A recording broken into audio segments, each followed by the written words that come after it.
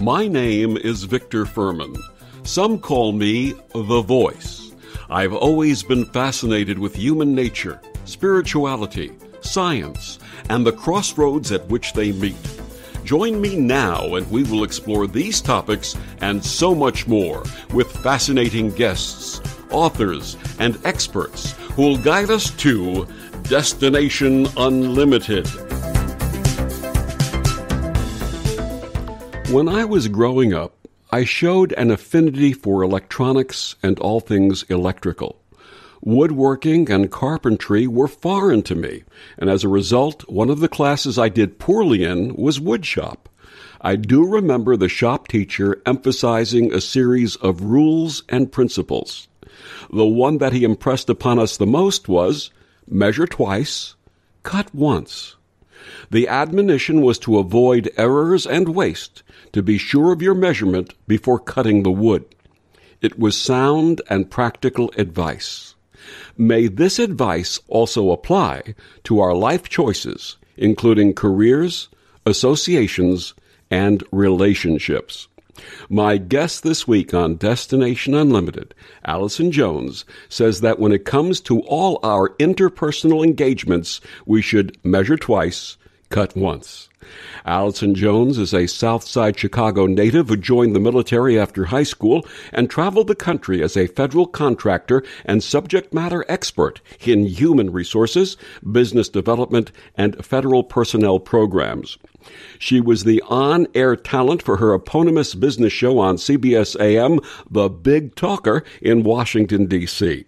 Allison spent a vast amount of her career mentoring and coaching many people to personal and business success and has been sought after to deliver powerful and contemporary lectures on topics that engage, empower, and inspire people to live their most genuine and happy lives. Her philosophy is, we are here to learn who we are and what we are here to do, and whatever it is to be shared. Manifestation is truly the only way to have the life you desire most, and Allison instructs people on how to manifest their dreams, doing so as a personal and business coach and as a professor of business in Arizona. Her website is theallisonjones.com, and she joins me this week to share her story and her new book, Measure Twice, Cut Once, Navigating Negativity in Toxic Relationships. Please join me in welcoming to Destination Unlimited, Allison Jones. Welcome, Allison. Hello, Victor. Thank you so much for inviting me here. I am so pleased to be here with you today. And thank you for joining us and sharing your experience, your life, and your wisdom, which is so needed, especially at this time. Allison, when we welcome a guest for the first time, we ask them to share their path with our listeners. How did your life shape you and the wisdom you share with the world today? I've always been highly observant of things, even as a child. Just highly observant of my surroundings and people. What I later learned were auras and a spiritual connectedness to people. And so over my life, I'd met so many people who spoke into my life in a highly metaphysical way, who were very positive and affirming and things like that my entire journey. And that culminated in a relationship, an intimate relationship that I had with someone who had further developed me on that path by introducing me to books and theories and ideologies that actually resonated. And it just felt so real. And so I realized at that time, I don't know that I was ready for the path that I was going to eventually go on, but I was being equipped. And so I realized as I got older and I got healthier mentally and emotionally and spiritually, that all of that information was designed specifically for me to share not only what I'd gone through early in my childhood with traumas, etc., but that it was going to come full fold in a way that I would be able to hopefully share those experiences with others and help them heal. Absolutely.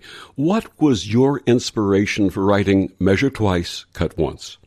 That came from a relationship that is the most intimate relationship that most of us will ever have, and that's with a parent.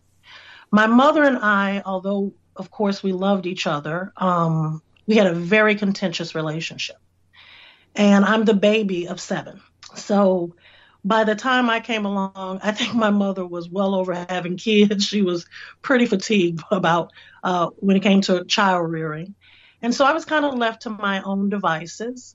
And my mother had gone through a lot of trauma in her childhood. She was an orphan at the age of 15 and became a mother and wife at the age of 16.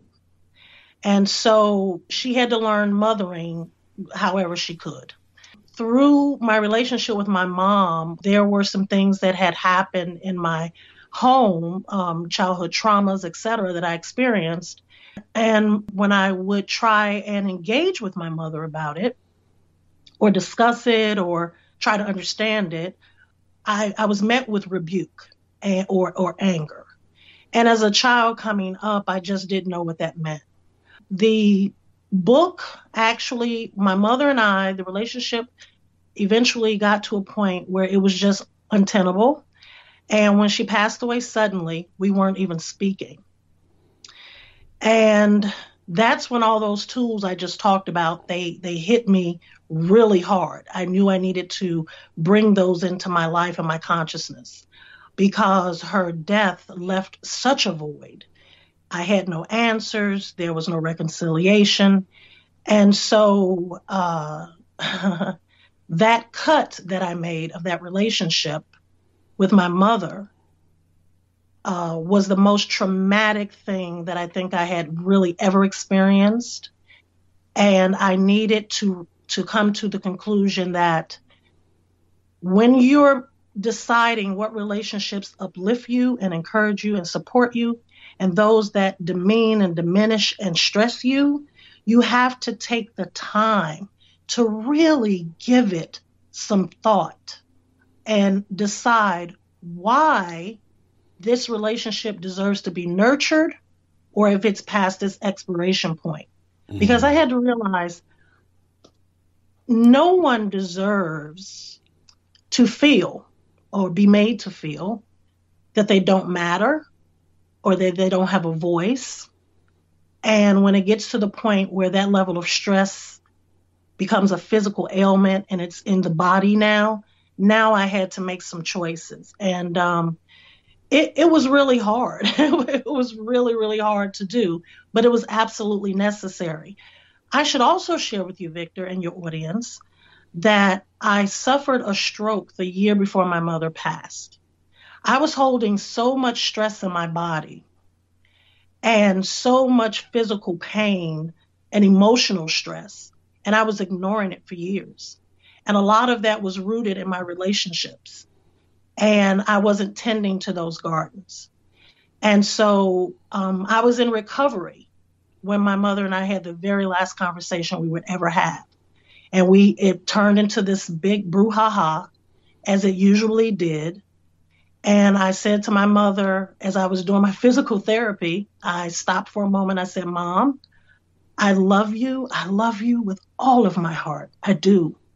But I can't do this with you anymore. It's not healthy. I've got to stop doing this. I've got to get off the ride. I love you, but if this is the last conversation we have, I'm going to have to find a way to reconcile it. And that was the last conversation we had. You talked about this in your acknowledgement, and you said something about your mother that really hit home for me, having lost my mom last year. Please share this with all of us who have recently lost our parents. Well, I didn't realize at the time, as most of us don't, in our young minds, in our young conscious minds, that each of us has a journey. Each and every one of us has a journey. And my mother's journey was her own, and I sat in judgment of it, I believe. With that being said, Victor, I think that our ability or inability to understand that we cannot allow ourselves to get so wrapped up in the details of things that we forget our humanity. And I think for a moment, I was so wrapped up in events that I forgot my humanity. I forgot about love. I had no awareness of anything outside of myself. In that moment, it was total ego. It was absolute anger, and it was not healthy on either side. So I think the lessons that we should really point to in a case like this is that we need to step back and realize each and every one of us has a journey, and we're entitled to that journey. We are absolutely entitled, and none of us should be able to tell a person that what they're going through isn't valid. And I didn't understand that then. I did not understand it. And it resulted in a lot of pain, not only in that relationship, but in other relationships going forward. Absolutely. What were your personal challenges in writing this book? My mother can't defend herself. She's gone. And so when I first started writing the book, because I had no way to tell her how I felt, I took journals and different things, how I felt, and the book was voluminous. It was probably 500 or 600 pages. I I put so much in it that when I went back, all I saw was anger. And so I knew I had to trim the book down because my mother was in no position to defend herself. She had no way of saying, that's not what I was trying to do. That's not what I was trying to say. She had no way of defending herself. So one of the major challenges was to strip it down and to speak about things that are both from my experience, but also from a higher sense of consciousness. And I knew that those two things were a perfect amalgamation of the book that I wanted it to be. Why did you choose the carpenter's rule of measure twice, cut once? Because I had a tendency, because of childhood trauma, to cut people out of my life. My mother was not the first. The moment if I thought for one moment that a person was going to do me harm or hurt me in some way, I would cut and run so fast. I never stuck around long enough to find out if that was fact or fiction. It just triggered something in my body and my personhood, and it would make me very apprehensive and tentative. And so what was happening was, unbeknownst to me at the time, I was actually hurting a lot of people. I was leaving a path of pain and destruction behind me, and I never really looked back. And so I realized, again, as my consciousness and my vibration changed and my understanding and knowledge changed, that the least I can do other than be kind and to be clear is to acknowledge another person enough to say, let me take a look at this. Let me really take a look at this and look at it from a place of fact versus fiction versus feelings. And let me strip that down. And once I strip it down, because, as you know, feelings are temporal. You feel one way and 5 minutes later you feel another way. And so once I started stripping things down, I realized, okay, now I can look at this clearly. Now I can look at it. And before I decide if this is a relationship that I want to nurture and move forward, course correct, engage, pour love and an abundant amount of love into, or is this a relationship that, has gone beyond its expiration date? And if I do have to remove myself from the situation, I can do it with love. Mm-hmm. That's a really difficult thing for many of us to do, isn't it? Absolutely. To remove ourselves, particularly in our interpersonal relationships.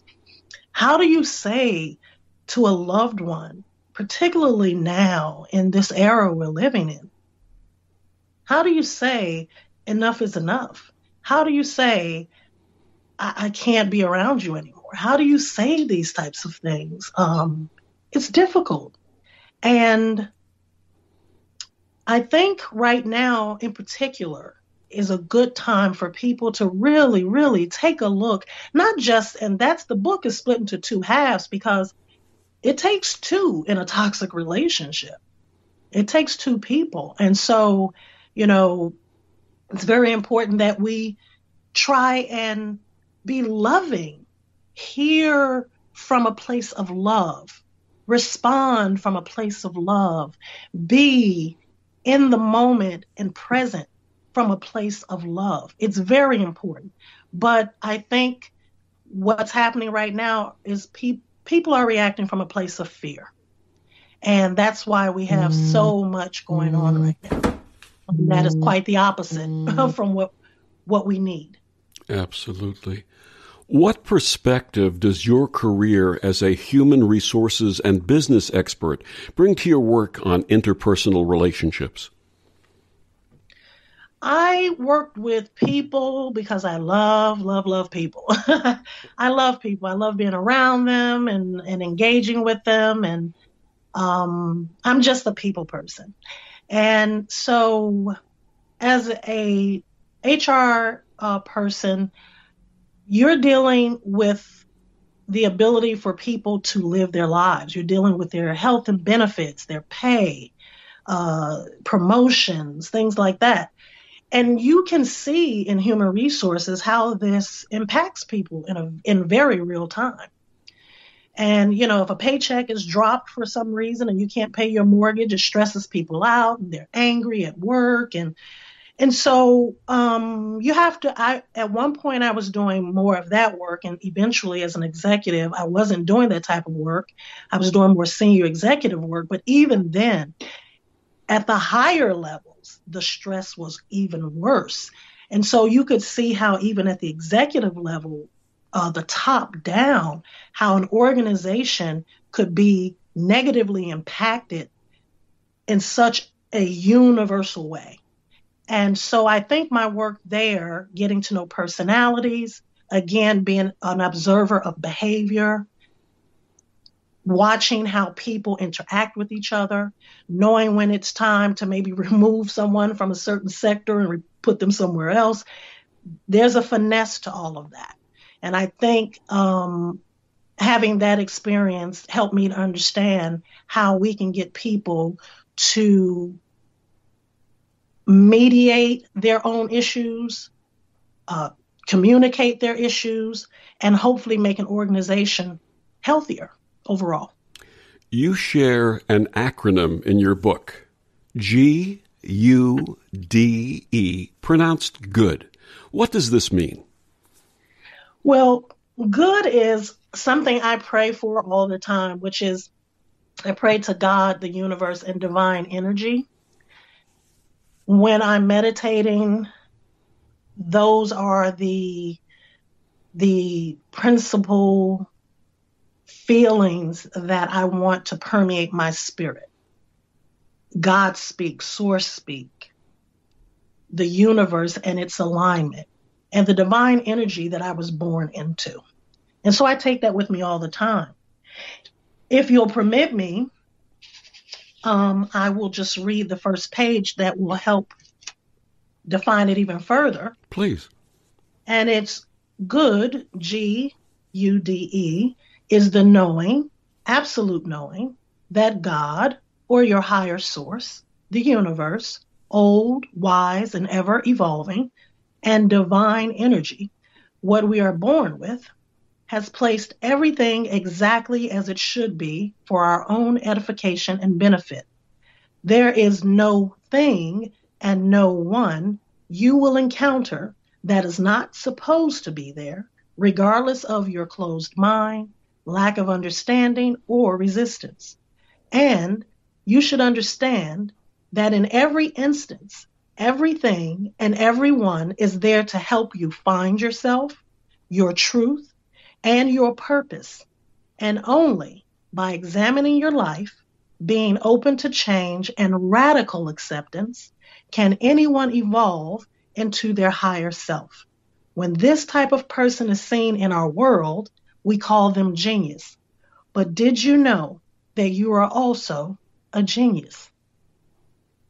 Wonderful. A wonderful mantra and a wonderful spiritual practice.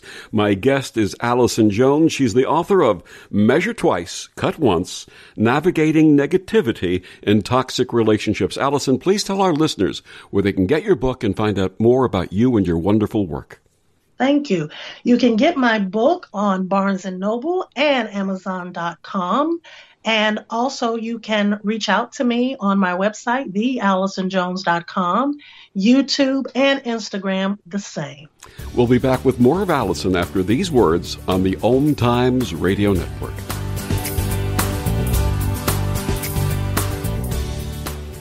The cutting edge of conscious radio, OMTimes Radio, IOM FM.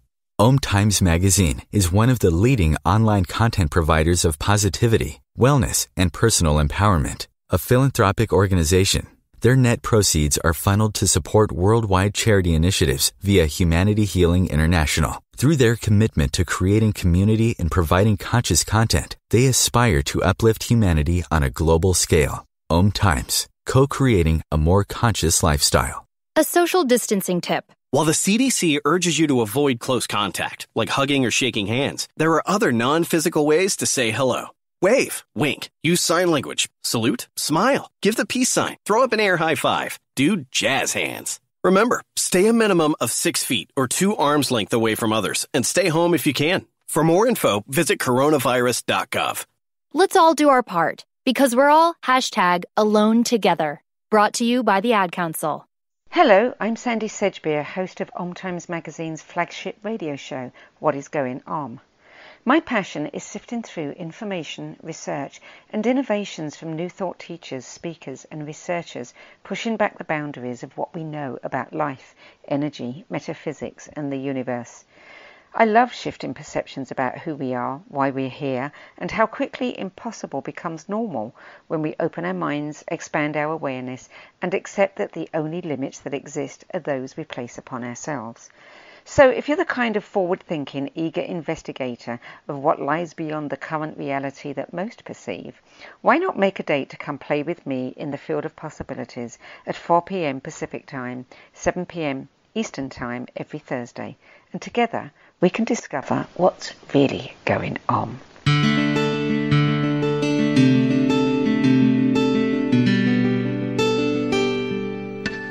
Back on Destination Unlimited, my guest this week is Allison Jones. She's the author of Measure Twice, Cut Once, Navigating Negativity in a Toxic Relationship. Allison, how do you define a toxic relationship?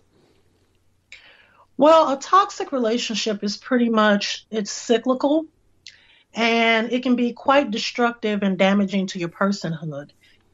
It's unsupportive typically. It can be demeaning and diminishing, but mostly it's undermining, and it can be quite disrespectful. And both parties could actually be displaying the behaviors because, again, it takes two people to be tied into these types of things. So on one side, for instance, you may have someone that is overlooking their feelings, eating their feelings, or not saying anything. They may have hidden anger or hostility, or sad or tearful when they come around the person or after they've engaged, maybe feeling anxious or worried or desperate to be away. And on the other side, you'll have people that are maybe passive aggressive or doing things like silent treatment, scorekeeping, where they do things, a lot of things for you, and then one day, you remember what I did for you, kind of thing, where they hold you, you thought that they were doing it out of the kindness of their heart, but there's payment expected, or martyrdom, or gaslighting. There's so much gaslighting going on in our country right now where people are being made to feel like, am I going crazy? So toxic relationships it takes two people to be engaged in the behavior. The word toxic implies poisonous or poison. What are the poisons that we don't realize are happening to us in the process? Sometimes it's just really hard to see only because it's what we're used to. But some of the poisons are, as I mentioned, when you cannot engage with a person without coming away from it or entering into that engagement without feeling some sort of stress. It can be physical stress like headaches or things like that, or it could be emotional stress. Gut health is directly related to it. People who have IBS, I suffered from IBS for years because of stress and relationships I had. So my stomach was always in knots. So these types of things kind of let you know that the behavior is toxic and that you may need to start looking at how can I go back into this relationship and either fix it or maybe it's time to kind of get away from it. What are the common mistakes that people make that contribute to a negative or toxic relationship? They become a part of another person's storm. So when people are in their storms, we should be pulling them into our peace, not becoming a part of the storm. It goes back to the journey. It's their journey. We're not supposed to be the gatekeepers to someone else's journey. We can help them, encourage them, support them, be there for them, uplift them, and show that type of support. But we are not responsible for a person's unwillingness to course correct and to want to understand why their relationships are suffering. And I think it's very important that we remind ourselves of that as often as we can. In your book, you offer some tools to identifying these negative or problematic relationships. Give us an example of how we may identify these relationships and then learn to establish boundaries. One of the things is, I think quite often we look for validation for our feelings or validation of the issue. And that's not necessary, nor is it required. We have every single absolute right to what we feel, how we feel, but we also have the right to act or not act. So I think by knowing that in your personhood, it goes back to knowing who you are. When you encounter relationships with people that, again, have physiological or certain things going on in your personhood, your spirit personhood, that's an opportunity for you to do the measurement at that point. And then the boundaries you can set up for yourself, they can't happen until you've explored what it is that you are measuring and why, if in fact you want to continue the relationship. That has to be considered first before you do anything. And if in fact you have to put up boundaries, those boundaries need to be rooted in love and empathy. They need to be rooted in truth. They need to be rooted in compassion. But they definitely have to have an authentic, this is where I am. And so self-exploration is fundamentally important here. You have to really get into who you are, which is one of the reasons that meditation and journaling and these types of things where you can observe your own behavior is so important. The more you know about yourself, the easier it is to set up good boundaries so that when you engage, should you choose to engage again, that at that point, you know exactly what that engagement will look like. You can express it authentically and truthfully, and then you can move forward. But it starts with identifying what is bothering you first. It took me a long time to learn that said with compassion, no is a complete sentence. Why do you think so many of us have difficulty saying no?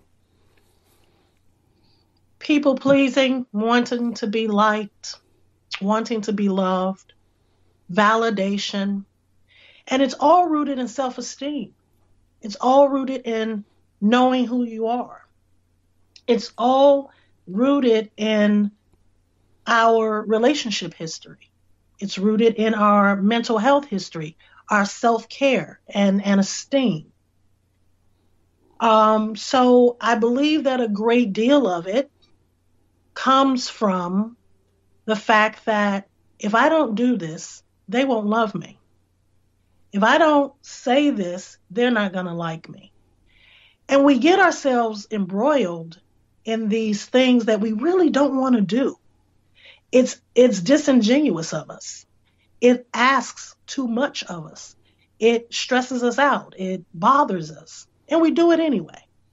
And then later, when we're kicking ourselves around the corner for doing it, we say, why did I do that? But a lot of times we don't stop and go beyond the why did I do it and really dig deeper and delve into why are you doing it? What if you did say no? What's the worst that could happen if you said no? Yeah, there's a wonderful old line from a Moody Blues song that says, when you stop and think about it, you won't believe it's true, that all the love you've been giving has all been meant for you. Oh, that's so perfect. I love that. Yeah. And that's Moody Blues, huh? The Moody Blues from 1970. Yep, absolutely. Love it. That's perfect. Relationships that were strained before the COVID-19 pandemic have been exacerbated by the forced togetherness. What advice would you offer couples that are experiencing this? Well, if you got to be there anyway, you may as well make it fun. My partner and I, we had the opportunity back when we were on the East Coast. It was snowing a lot, and so we ended up trapped in the home, no electricity, no power for 2 days. Oh. So it's at that point you're like, either I like you or I don't. For a moment that felt worse than the pandemic, because like, what are we going to do? We were snowed in, you couldn't go anywhere. So we had to invent things, and it kind of took us back to our childhood. We had to invent games, crack jokes. But there are things you can do. Here's an example. There are card games now that are specifically designed for deepening couples' relationships, where you can delve down into some hard target information and really get at the heart of the matter, or you can lighten it. There's also, again, not just playing those types of games, but playing little games like hiding things from each other. I remember that, the kind of, you put things treasure hunting. That's also can be a couple thing. The treasure hunting could be something like a special treat, or it could be anything from a note, a card, flowers. You need to find areas of commonality. And if you're going to be in a relationship with someone, you need to be honest with yourself about what your needs are. What are your needs? Set aside for a moment what you think or believe they need. What do you need in the relationship? You can look at your love language and other things that help you identify that. But again, sit with yourself and say to yourself, what do I really need in this relationship? And if you notice, Victor, I didn't say, what do I need to be happy in this relationship? Because again, you have to put the focus on the individual. Mm-hmm. So there are so many things. My partner and I bought this little book at a store, and every so often I'll tear a page out and it starts the sentence for you. Like, I love when you, and then I fill in, wash the dishes the other night. Things that show appreciation. Another thing that a lot of people do not do as couples, we don't say please, and thank you as often anymore. We take the smallest courtesies for granted, and those things matter. Opening doors and thank you for taking care of that. Could you please pass me that? The courtesies, the civilities, pull that back into the relationship and try to find new and unique ways of communicating, new and unique ways of showing affection, because affection doesn't always equate to total intimacy, and also find a way to develop greater habits for yourself so that when we're post-pandemic and we go back to our new normal, you can really build on that and enjoy their company. You mentioned communication, which is one of the greatest tools that couples and partners can employ at this time, or any time, actually. And one of the hardest things that people have to do is to learn to truly listen to one another, not to just hear, but to give them the sacred space to express what they're feeling and going through, to really listen. Do you find that people have a hard time listening? Absolutely. Absolutely. It has been a challenge for me. My husband is not a talkative guy. We are polar opposites. I am verbose. He is quiet and shy. And so getting things out of him, and in some cases, lots of people, is like pulling teeth. So communication in a case like that can be quite challenging when one person's doing most of the talking. What I've learned, and again, we actually as a couple, we use a journal and a book that we were gifted that has a 365 days, and it has us read for that day, and then we talk about it. And in that moment, when he's speaking, I've conditioned myself to pause so that I can understand what he's saying. And before I speak again, I make sure that I understood the content and the context of what's being said. And you can't do that if you're already preparing your response. You have to listen for content and context. What are they saying? And I think that for couples in particular, and not even couples, but in general, in any relationship, a lot of the problems that we have, even in HR, is because one side is not listening to the other side, and it creates conflict. And so that's why you have in HR and in so many organizations, they want to try and mitigate certain issues that begin to bring the organization into everything from bankruptcy and beyond. And that has a lot to do with the people. And they're not listening to each other. Everyone comes in with their own sets of values and their own opinions, and they don't really care to hear yours. And so I think what's important in listening is that we just learn maybe to understand that when we listen to people, we learn more about ourselves than we do about them. Is there a compassionate way for one partner to ask the other to listen to them? I believe so. I believe that a partner can say, again, with love, could you give me a moment? Something as simple as that. Could you give me a moment? There's something I really, really need to say. And if you could just give me a moment and not interrupt, I'd really appreciate it.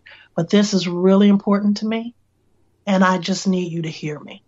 Said with sincerity, compassion, openness, and honesty. Absolutely. Absolutely.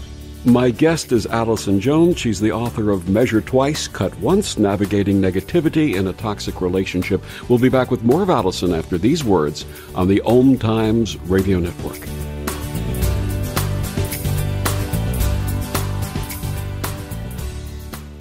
Ascending Hearts is no ordinary dating site, but a spiritual dating site with a purpose, to link you with your soulmate.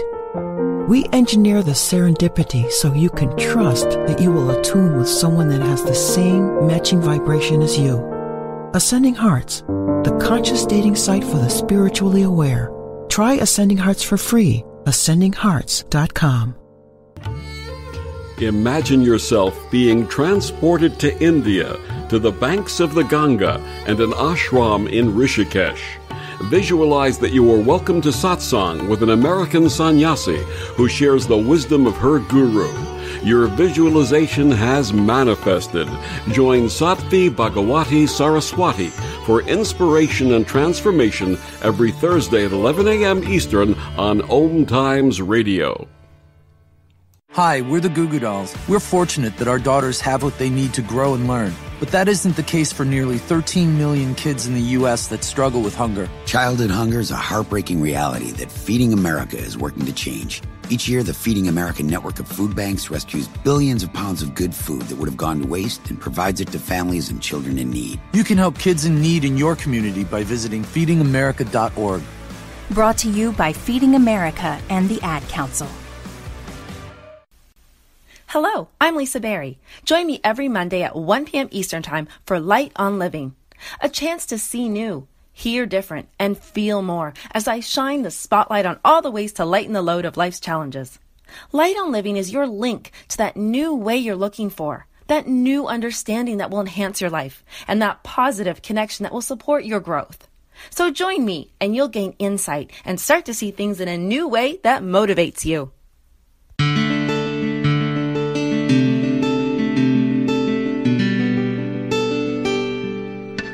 Back on Destination Unlimited, my guest this week is Allison Jones. She's the author of Measure Twice, Cut Once, Navigating Negativity in Toxic Relationships.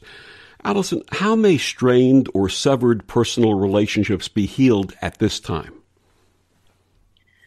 Well, I believe that requires a couple of things that I think we're all capable of, and that is, again, compassion.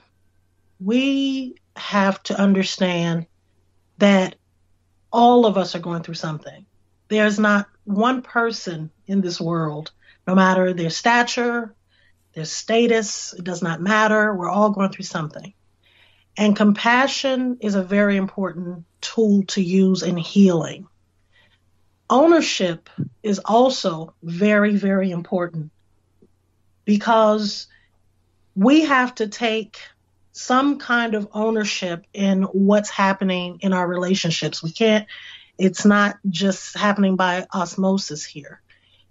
And I think that trying to be as empathetic as possible, and just, even if you don't understand what it's like to walk in another person's shoes, just sit in the fact that they are clearly going through something.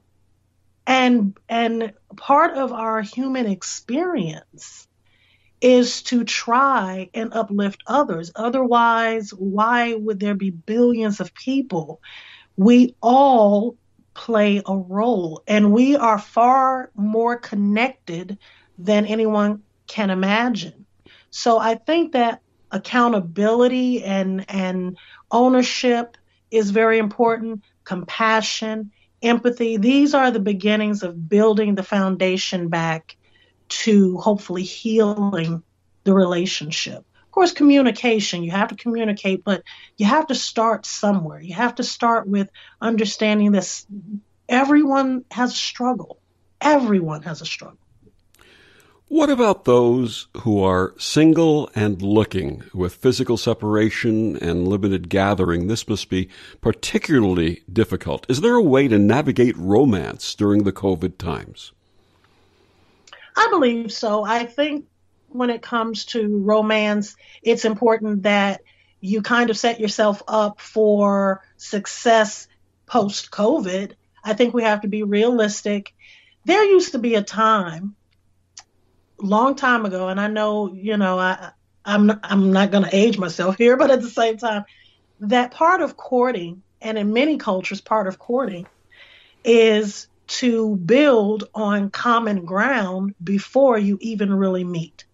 And we live in a microwave society. We want it now, and then we wonder why relationships are falling apart. There's no real time put into anything. If it doesn't work, next. So it's one, I think in the age of COVID, I think what's important is to do a couple of things. One is to start to look at the type of people you can see yourself with long term and have things in common with. Two, get away from just texting a person and actually get on the phone or Zoom or Skype and actually talk face to face, FaceTime the person, get to know the person, what their values are, what their belief systems are. Is this someone you can grow with? Is this someone you can see yourself being friends with, not just a partner? And I think another thing in the age of COVID is to eventually, should you decide to meet, give it some time and get to know the person a little bit via those same ways I just spoke about. And then as safely as you can, should you decide to meet, make it something that is not necessarily intimate. Make it fun. Because every relationship at some point, people have to realize that romance changes. Love changes and it evolves. And you want to make sure that the person that you're going to spend your time with is someone that you will want to spend your time with as your romance fluctuates, changes, grows, expands, etc. So you might want to make it a fun event, maybe something outdoors so that it's safe. That is a good idea as opposed to, let's say, sitting in a restaurant and staring at each other, putting food in your mouth the whole time, Under the mask. Under the masks, right? Yeah. Exactly. So, being able to get out and just do something fun, because relationships, intimate relationships, dating relationships, eventually they become something very different. And I think people forget that. It becomes intimacy. It's not just a relationship anymore. And intimacy is something far beyond just romance. With the recent political chaos, the stark divisiveness, how may we heal our national relationship? I believe that the first thing we have to do is start with a conversation. I have gone out of my way during the pandemic, actually. There are several neighborhood apps, and I know this is the age of COVID, but I have gone out of my way to actually have extended dialogue with people who differed in opinion from me. That dialogue helps us both see that we have more in common than we have differences. We all want to be safe. We all want to be healthy and happy. We all want to get back to work. We all want our nation to thrive and grow. Well, the majority of us do. We all would like to see our children safe. And so we have more in common. And so having conversations, civil discourse with people who differ in opinion, in my opinion, is the very first step at healing our nation. Because we have to get to a place where we can have a civil conversation. That's all that is required. We can sit across from each other and we can disagree. But there's no need to ever inflame things by speaking out of turn or saying something completely unnecessary. It just doesn't add to anything. It's just a distraction. And how do we address those who are so filled with hate and anger, and also who have been misled and led astray by this false conspiracy theories and all of this hatred that's being disseminated? Is it possible to engage them in meaningful conversation? I believe so. And it starts again with love, because a lot of the hate and the anger and all of this divisiveness is rooted in fear. When people don't know the truth, and truth they say is subjective. Well, the truth is gravity works. It's science. The truth is the phone that you use, that's science. The bottom line is this fear comes from miscommunication, as you said, being misled. But as a business professor, I always tell my students, I don't need you to write a paper and regurgitate something that you found on Google or Wikipedia. You will present your argument to me in class orally, and that's how you'll be graded. Because you need to have deductive reasoning and the ability to go beyond just what you see. You have to investigate things and be able to make critical connections to things. And so I think a big part of it is that people fear because they've been stuck on one channel, or they are only allowing themselves to engage with people who are like-minded. And so it keeps them stuck and mired in that place. But for families that are suffering because of this, arguing with the person, I always tell people, don't yell at me, improve your argument. Don't yell at them. Show some compassion. You can get so much more done. A conversation can go like, Aunt Mary, I want to understand what's happening with you, but more than anything, Aunt Mary, I miss you. I just miss having you around. I miss the way you bake cookies, and I remember that Christmas. I just want my aunt back. And eventually, over time, it can actually melt through the rhetoric because it then connects them back to their humanity. And that is what we need to do. We need to do that with love to help them reconnect with humanity, and they can then be disconnected from the divisiveness. Your book is brutally honest. Is personal honesty something missing from many of our lives? Absolutely. I had to come to a place in my life where wearing a mask was no longer conducive to the work that I knew I had to do going forward. In my previous positions, etc., as an executive, a lot of that was led by ego, and you have to present yourself a certain way. And now for the work that I'm doing now, what's really important is that I have the critical conversations with myself, authentically with myself, and hold myself accountable. I tell people, you can lie to anyone, but it is really sad when you lie to yourself. That doesn't help you at all. Tell yourself the truth. If you don't tell anyone else the truth, you owe it to yourself to tell yourself the truth. Break yourself free from that.